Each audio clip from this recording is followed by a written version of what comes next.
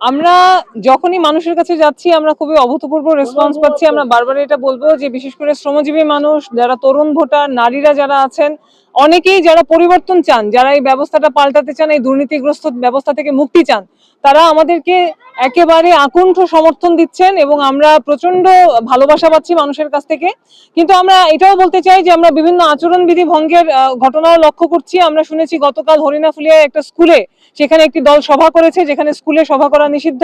ক্ষমতার প্রদর্শন আমরা দেখছি, হুমকি ভয়ভীতিও দেখানো হচ্ছে, নানানভাবে ক্ষমতার এক ধরনের মাসল পাওয়ার দেখানো সেই ঘটনাগুলি ঘটছে।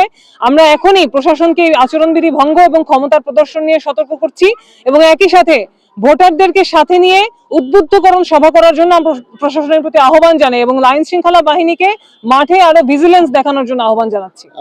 আমরা বলতে চাই যে বরিশালের মানুষরা যদি একটা পরিবর্তন চান, যদি এই জায়গায় একটা অসাম্প্রদায়িক গণতান্ত্রিক পরিবেশ চান, নারী বান্ধব পরিবেশ চান, কর্মসংস্থানের পরিবেশ চান, একটা সত্যিকারের জনবান্ধব সরকারের কোনো প্রতিনিধিকে দেখতে চান, তাহলে অবশ্যই আমরা মনে করব তাদেরকে মই মার্কা বেছে নিতে হবে। মই মার্কায় তাদের ভোট দেওয়ার আমরা আহ্বান জানাবো।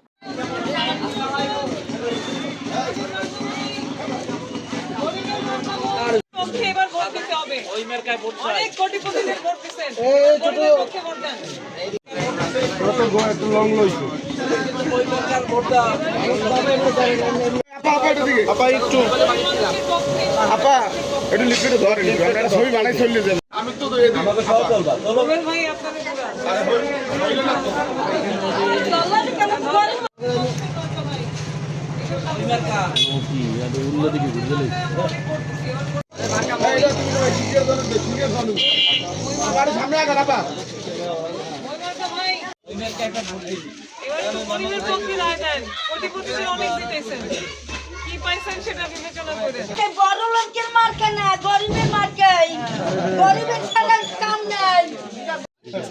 একমাত্র নারী বাচ্চা খেলে